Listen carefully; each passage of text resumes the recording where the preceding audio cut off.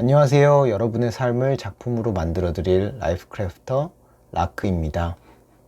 이번 영상에서는 이제 막 취업에 성공하신 사회초년생 분들, 이직해서 회사에 적응하셔야 하는 직장인들에게 도움이 될 만한 내용을 말씀드리겠습니다. 일하는 것은 레고를 만드는 것과 유사합니다.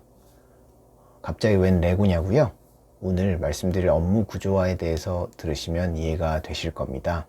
회사에서 처음 일을 하게 되면 내가 어떤 일을 해야 하는지 자세히 알려주지 않습니다. 업무 매뉴얼이 없이 전임자가 대략적인 이야기만 해주는 경우도 많고, 업무 매뉴얼이 있다고 하더라도 크게 도움이 되지 않는 경우가 대부분입니다. 이런 상황을 해결하기 위해서 필요한 것이 바로 업무 구조화입니다. 구조화란 현상을 체계적으로 구성하여 본질을 효과적으로 파악하는 방법으로 회사 일뿐만 아니라 다른 영역에도 적용할 수 있습니다. 어려운 말은 뒤로 하고 오늘은 숫자 3을 기억하시면 됩니다. 바로 나의 일을 주요 업무 3개로 요약하는 것입니다. 나는 그거보다 더 많은 일을 하는데 라고 생각하실 수도 있는데요. 일을 주요 업무 3개로 요약하는 이유는 숫자 3이 구조화하는 데 적합한 수이기 때문입니다. 만약 내가 담당하고 있는 일의 수가 많고 이렇게 흩어져 있다면 무슨 일을 하고 있는지, 또 그걸 이루기 위한 방법은 무엇인지 파악하기가 어렵겠죠. 하지만 이렇게 할 일을 유형별로 모으면 주요 업무가 무엇인지도 명확해지고 내가 하는 일을 파악할 수 있게 됩니다. 의료기기 영업을 하고 있는 김나우 씨를 예로 들어볼게요.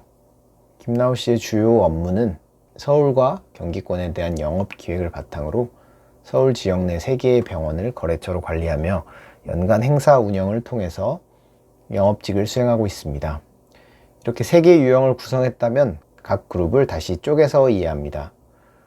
첫 번째 주요 업무 1, 영업 기획에 대해서 보겠습니다.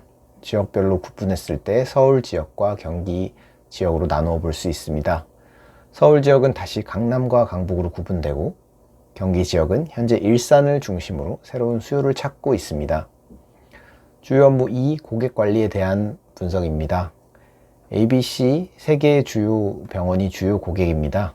현재 세 고객 모두 신제품인 의료기기 4를 홍보해야 하고, 업체 A에는 문제가 생긴 의료기기 3에 대한 병원 측의 요구를 들어야 하며, 업체 B에는 의료기기 2의 매출을 확대해야 하는 상황입니다.